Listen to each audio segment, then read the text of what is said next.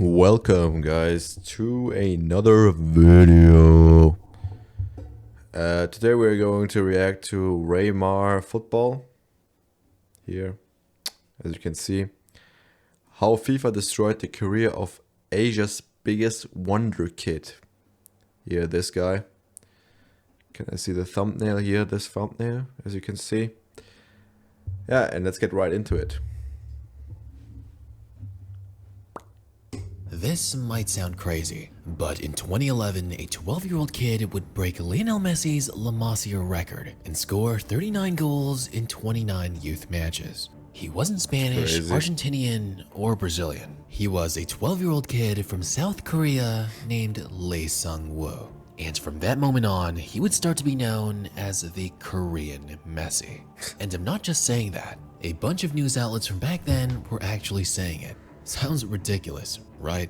It sounds as crazy as an Indian Ronaldo or an Icelandic Neymar. Plus, Barcelona's La Masia had always been filled with talented kids who swear they'll be the next Messi. Yet there was this Asian kid who, on paper, already out-Messied Messi. But the craziest part is that for Lee Sung-woo, it wasn't actually much of a surprise. Scouts who'd flown to South Africa's Dan Nations Cup expecting to find a few young prodigies would instead spend the week texting their clubs, "There's a kid from South Korea doing Maradona runs through entire teams."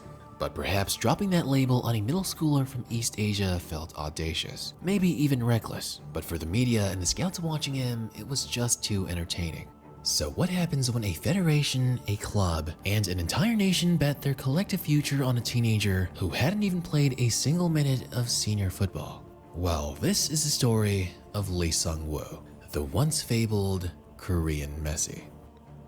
By the age of 10, Like, does this guy still play professional soccer, or is he like just done with football? I don't know yet. on the pitch, Lee Sung-woo was toying with the older kids. His youth coaches called him not only a highlight machine, but they said he was like a sponge. If you showed him a trick on Monday, he'd weaponize it by Friday. Growing up, at first, Lee Sung-woo was hopelessly one-footed, doing everything to a fault with his right foot alone. However, as his coaches recall, he would show determination and coachability, continuously training and drilling his left foot weakness into oblivion, until eventually he developed a genuinely ambidextrous game. His low center of gravity, acceleration, and ability to stop on a dime and switch directions really gave him that Maradona or Messi-esque aura. Then, by October of 2010, he would join South Korea's under-12 squad at the Dan Nations Cup in Johannesburg, South Africa.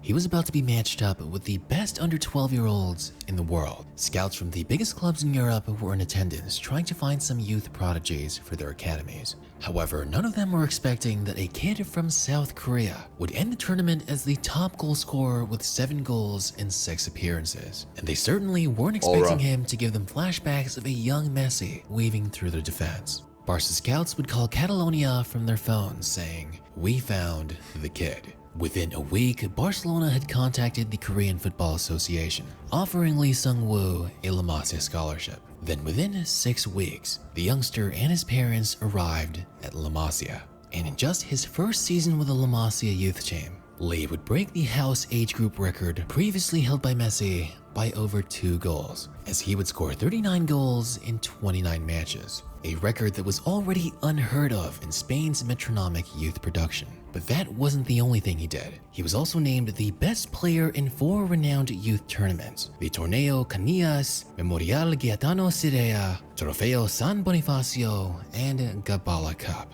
It was around this time that the first nickname really popped up: El Messi Asiático, or in English, the Asian Messi. Back home in South Korea, Lee Sung-woo became a sensation. They called him the future of South Korea. And understandably so. A lightning-quick first step, sudden shifts of direction, and just the ability to dribble past everyone. One Barca TV journalist described him as a striker with a midfielder's soul. With the hype building up, Lee Sung-woo was asked what he thought about the new nickname. And in his words, he said, "I watch Messi very closely. I want to be the perfect player just like him. My goal is to try my absolute best to become the first Korean player to play for Barcelona's senior team." Fast forward to September 2014 in Thailand. Now 16 years old, Lee Sung-woo had emerged as the most popular youth footballer in Asia.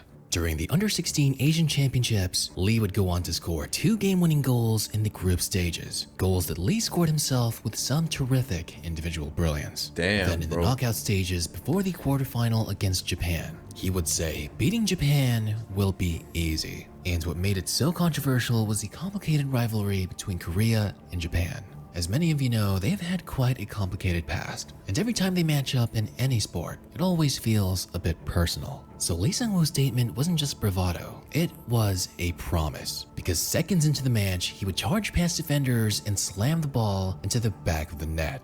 Later in the match, he would deliver a second crushing goal. Japanese defender Takahiro Tomiyasu, who now plays for Arsenal, would say this about Lee Sung-woo after the match: "Once he's past you, there's no catching him." In the semifinal against Syria, Korea blew them away 7-1, with the Korean Messi scoring Bro, they one just got Brazil. Damn. goal and providing 4 assists. And in the finals, hilariously against North Korea, they would lose 2-1.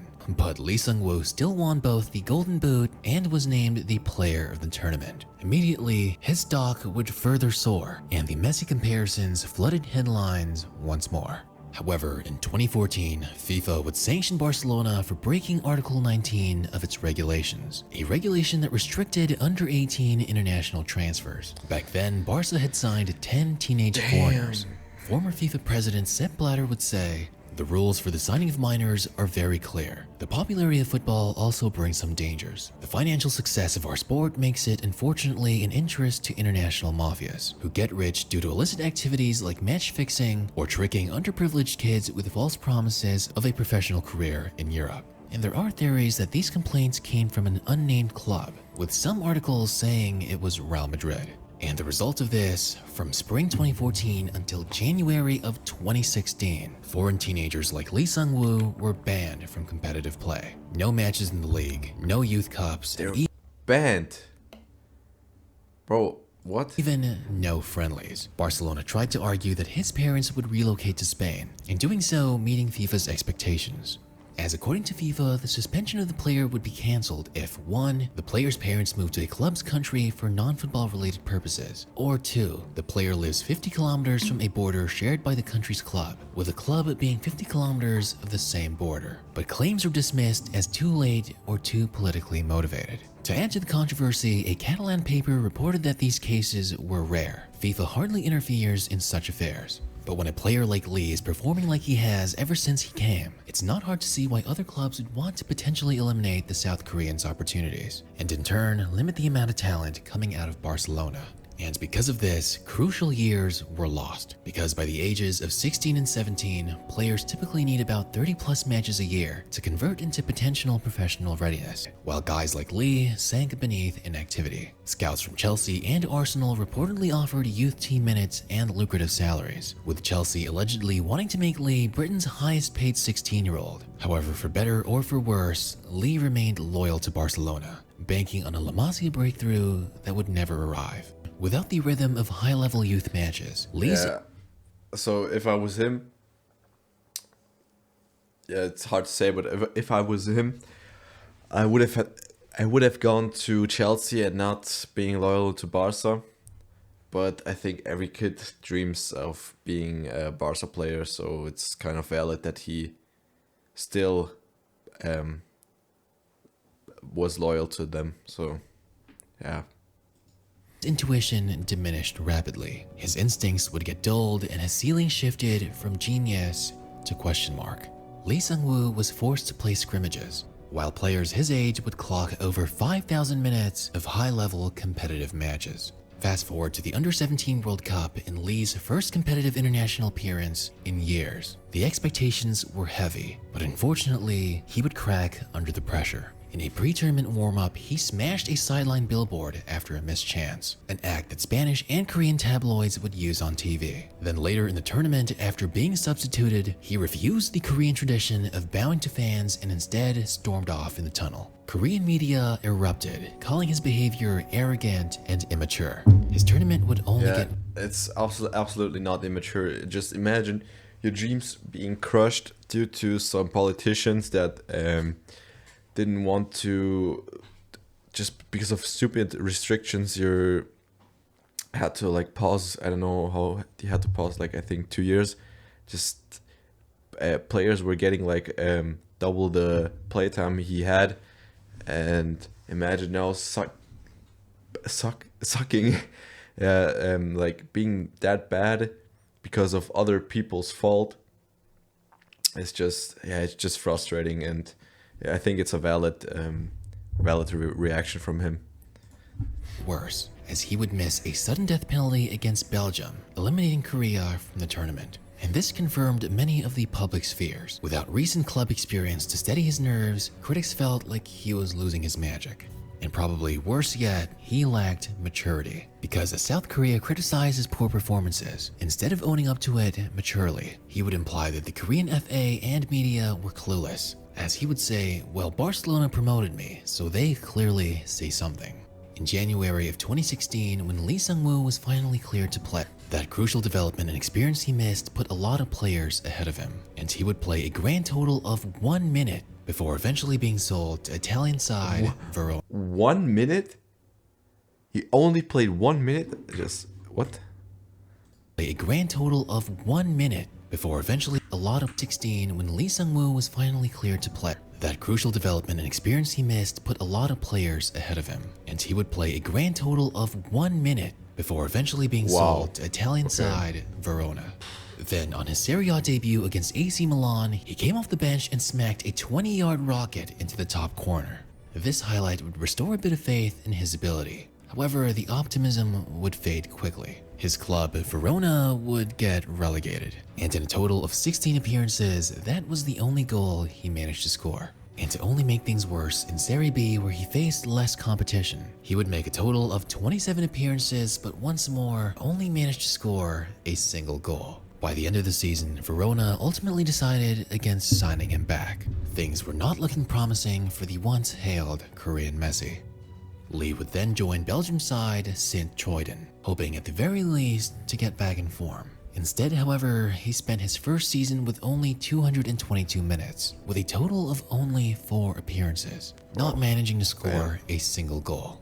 And in his second season, after 2 goals and only 13 appearances, he would be loaned out to Portuguese side Portimonense.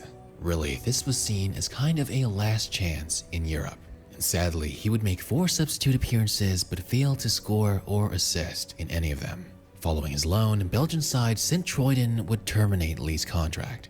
At just the age of 23, his European suitors had evaporated and his Korean Messi bubble had seemingly burst.